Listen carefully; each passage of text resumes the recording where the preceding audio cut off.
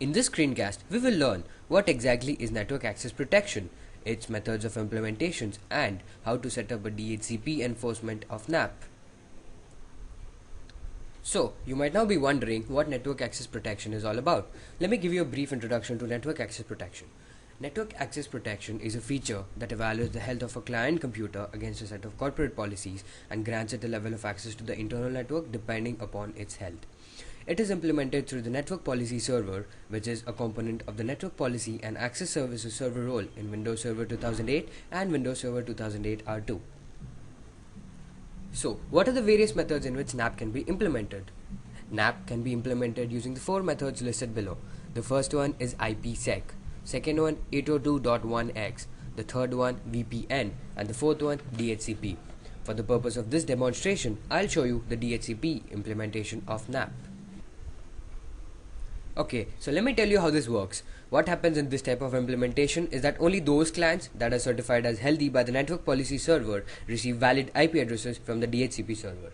Non-compliant clients do get IP addresses, but not those that are valid on the internal network. They can get valid IP addresses later on if they demonstrate compliance. Just so that you get a better understanding of how this works, let's get our hands dirty on some virtual lab. But before we actually get into the virtual machines, I just wanted to show you the network setup that I've got here. Okay, here we are. The first server, server dc1.contoso.local, hosts the Active Directory domain services, the network policy and access services, including the NPS component and the DHCP server services. The second server here hosts the file services. I have provisioned an SMB share on its local disk. We will test access to this shared folder from the Windows 7 client to see if the client has an internal access or not. Now that we have understood the lab setup, let's get into the virtual machine and see NAP in action. Alright, so let's head over to the virtual machines running on Hyper-V. The first server I'll be connecting to here is server DC1. So, now what you have to remember is, in order to successfully implement NAP, there will be three basic configurations that you'll have to do. The first one will be in the Network Policy Server. So I'll go ahead and click on Network Policy Server. Okay, here we are. Now, under standard configuration, you will see select a configuration scenario from the list. And by default, Network Access Protection has already been selected.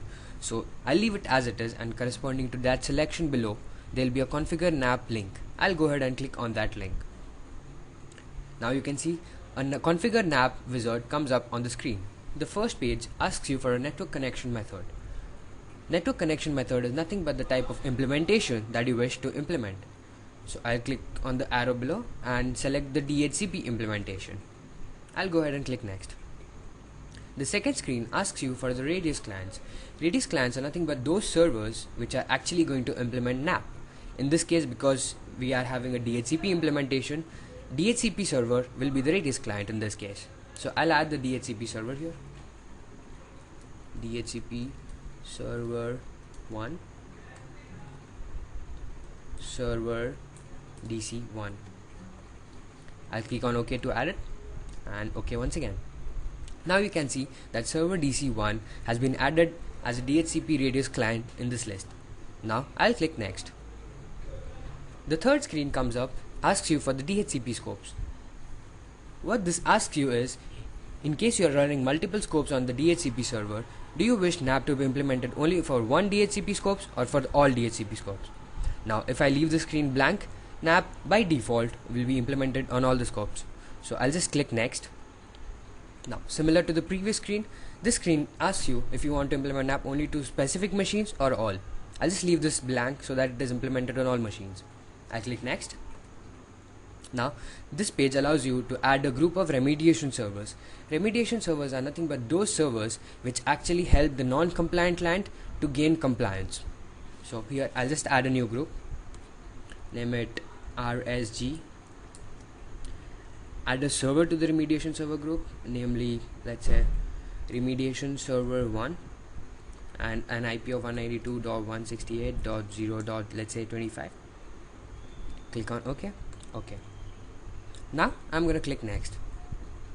Here on this screen, you see the security health validators that are currently in use to judge the health of the client.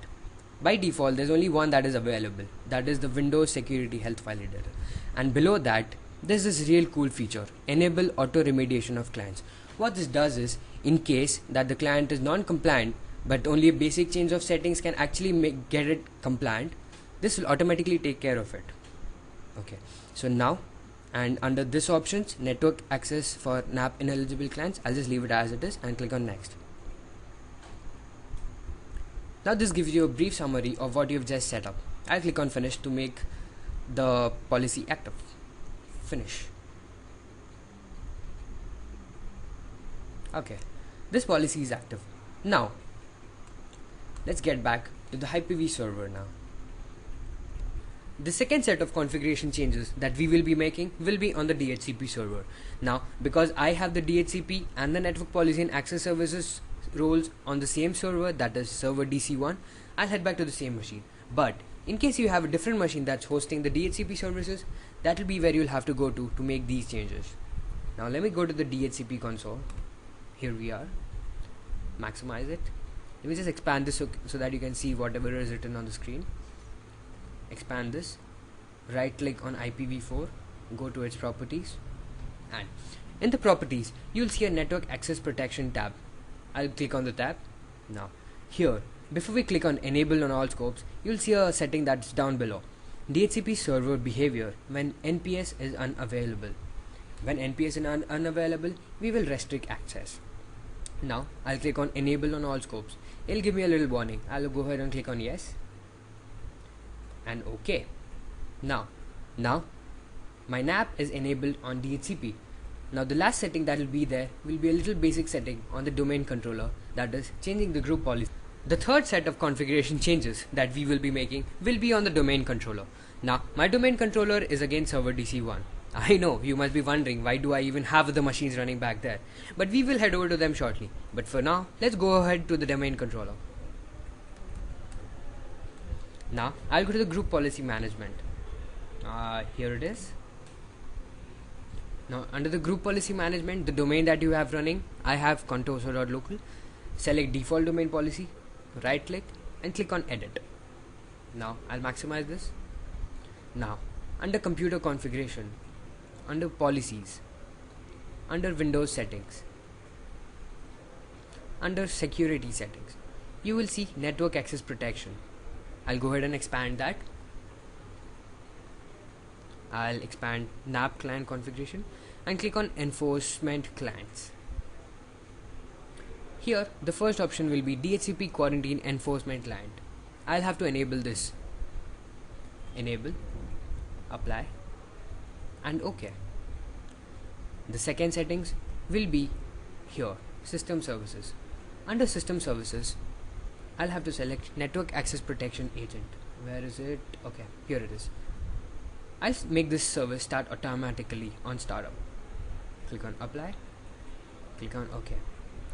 Now the third set of changes in this group policy management will be over here, administrative templates. Under that, Windows components. Under that, where is it? Security center. Yeah, here. I'll have to turn on the security center. Click on enable, apply, OK. Now we're done with the changes to be made in the group policy. I'll go ahead and close this. Let us now recollect what we've done till now. First, we went to the network policy server and created a new policy using the configure NAP wizard for the DHCP implementation of NAP. Secondly, we went to the DHCP server and enabled NAP on all scopes. Third setting that we have done was in the group policy. We turned on the DHCP quarantine enforcement client, we turned on the NAP client and made it automatic by default, and we turned on the security center. Now let me just show you the shared folder that I've set up on this file server, that is server DC2, using the share and storage management. First we'll go to the share and storage management. Let me just expand this a little bit. Yep. Now the folder that you see over here, corporate data, I've just set up before a couple of minutes. Let me just show you where it actually has been set up. It is over here, corporate data. It has one file, the file which we'll be seeing later, from Windows 7 client. We will now go to the Windows 7 client to see if we can access the shared folder, namely corporate data, from this place. But before we do that, since we have made changes to the group policy, I'll do a gp update /force to make sure that the policies have been inherited by this client. It'll take a little while here.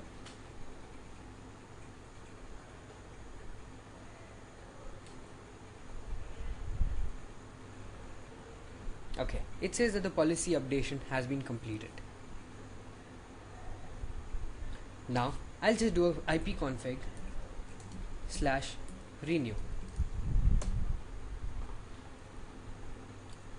What will now happen is that it'll get a new IP address. You see a message down below. It says network access might be limited. Wow. Network access protection is active. Let us now try to access that shared folder I was talking about. / server dc2. Let us see if we can access the shared folder. Network error. It says Windows cannot access server dc2. We have some problem. Let's see what the problem is.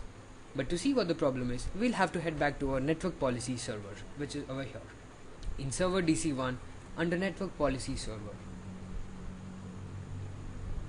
We go to the network policy server. I'll just maximize this and move this a little bit on the right. Now under network access protection, under system health validators, under Windows security health validator, click on settings. On the right side you see a default configuration. Double click on that to go to its properties. Now what NAP wants to be a NAP compliant client is that a firewall be turned on the client, an antivirus be on and up to date, and anti-spyware be on and up to date, and automatic updation should be enabled. Now I know for a fact that there is no antivirus on my client and there's no anti-spyware.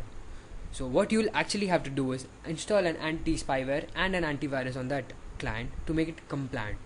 But in this case, for the purpose of this demonstration and to keep it short and sweet, I'll just disable these two options. Now what will happen is, only if the client has a firewall enabled and automatic updates enabled, it will be compliant. I'll click on OK and exit from here and exit from here again. Let us now get back to the Windows 7 client to see if the problem has been solved. Previously, you can also see a message in the Action Center that says about network access protection.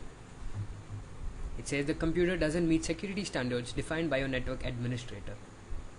And here it gives a little additional information. I'll just close that now. Now, I'll just go ahead and type an ipconfig /renew. What should now happen is that the Windows 7 client should be compliant and get an IP address which is good enough to access the shared folder. Now it has got a new IP address. Let's now try to access the shared folder on server dc2. Oops. Yeah, here we go. Wow, magic. We can now access this. Let's see if we can really. Let me double click this. Important notice. What does the notice say? You've got access to the internal network. Sweet. Nice, right? Yeah, I know. Now, that is one really powerful tool for the network administrators. Don't you agree? Yes, we all do.